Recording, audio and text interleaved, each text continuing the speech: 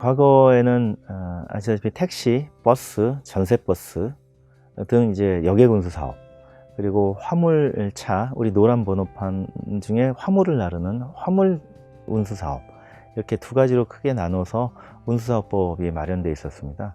그리고 철저하게 허가 시스템으로 되어 있었고요. 그리고 차를 빌려주는 렌탈카도 역시 여객운수사업법의 허가 사업으로 되어 있습니다. 그랬는데 바로 인터넷을 기반으로, 특히 모바일 경제의 출현으로 바로 우버가 등장한 것이죠. 그리고 지금은 그랩이나 고잭 같은 동남아 지역의 또 승차공유 회사들도 글로벌 기업으로 성장하고 있습니다. 특히 최근에 그랩은 우리나라에서 사업 진출을 하겠다고 기자회견까지 할 정도로 놀라운 속도로 발전하고 있는데요. 반면에 우리는 바로 이런 승차공유의 규제 혁신이 미흡해서 새로운 형태의 기업들이 출현을 하지 못하거나 또는 출현했더라도 그 발전이 더딘 상황입니다. 카풀 같은 경우는 럭시, 플러스 같은 회사들, 스타트업들이 카풀 사업을 해보겠다고 나섰는데요. 택시 산업의 반발로 안타깝게 올해 여객운수사업법을 개정해서 카풀을 할 수 있는 시간을 하루에 4시간으로 줄여버렸습니다. 오전에 2시간, 오후에 2시간인데요. 출퇴근 시간을 오전 2시간, 오후 2시간으로 고정시킨 결과를 낳았고요. 카풀은 이 시간 이외에는 할 수 없다라고 해버림으로써 사실상 카풀 사업은 수익성을 내지 못해서 소멸시켜버린 카풀 금지법이 돼버렸습니다. 그래서 플러스도 지금 사실상 사업을 접었고요. 또 럭시를 인수한 카카오 모빌리티도 카풀은 사실 접은 상황입니다. 국토부가 그러면 운수 사업을 어떻게 개선할 것인가에 대해서 미래 발전 방안을 내놓았는데요.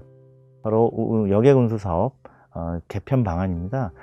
사업 개편 방향에 대해서는 모빌리티 산업, 스타트업 산업 전체가 크게 반발하는 결과를 가져왔는데, 그 이유는 택시 중심으로 여객운수 사업을 개편하겠다는 것입니다. 즉, 국토부는 여전히 택시 라이센스를 무너뜨리지 않고 이를 토대로 바로 미래 사회를 맞이하겠다는 것이죠.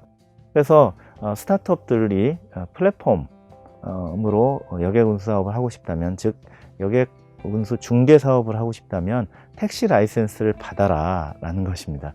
그래서 운행하는 차량 수만큼 택시 라이센스를 받으라는 것인데요. 그렇게 되면 택시는 총량 제한이 있습니다. 우리나라의 택시의 면허 수는 약 25만 대로 제한되어 있다고 하는데요. 대부분은 수도권 내지 대도시에 집중이 되어 있습니다. 그런 식으로 택시기사들이 있음에도 불구하고, 택시가 충분히 있음에도 불구하고 공급이 존재하지 않는 그런 사각지대가 존재하는 것이 현실인데요. 이런 것들을 개선하기 위한 방법도 역시 택시 중심으로 간다고 하면 우리나라의 이제 모빌리티 혁명도 결국 정부가 정해진 틀 안에서 실험을 해야 되는 그런 상황이거든요.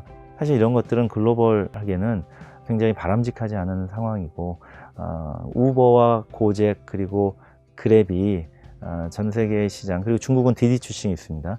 전 세계 시장을 석권해 가고 있는 이런 상황에서 우리의 운수 산업은 결국 우리나라 안에 우물안 산업으로 멈추게 되고, 해외 진출은 꿈도 꿀 수 없는 그런 방향으로 나갈 것이 가장 걱정이 됩니다.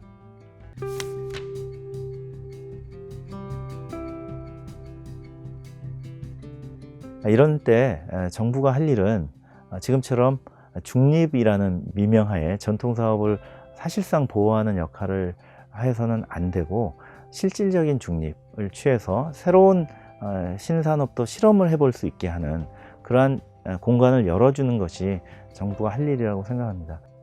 잘 아시다시피 산업혁명은 생산수단의 혁명인데, 새로운 생산수단의 혁명을 받아들이지 않은 나라는 역사상 모두 패퇴해서 주권을 잃고, 그 국민들은 다른 나라의 노예가 되거나 뿔뿔이 흩어지는 역사를 많이 보았을 것입니다.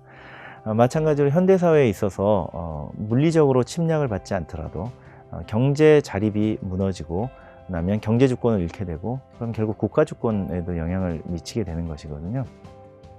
우리나라의 경우에는 부존 자원이 없이 소위 임가공 무역이라는 것을 통해서 성장해 온 나라인데, 이제 우리나라가 제일 세계에서 많이 보유하고 있는 게 바로 인적 자원입니다.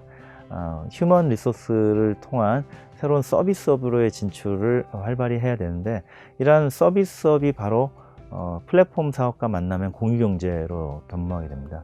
이러한 본질을 정부와 또 각 사회단체, 그리고 전통산업에 종사하시는 분들도 잘 이해를 하고, 또 공유경제 발전은 피할 수 없는 역사적 흐름이라는 것을 이해하신다면 좀 더 포용적인 자세를 가지고 신사업, 또 공유경제 스타트업들이 실험을 해볼 수 있게 하는 장을 열어주시는 것이 가장 필요한 상황입니다.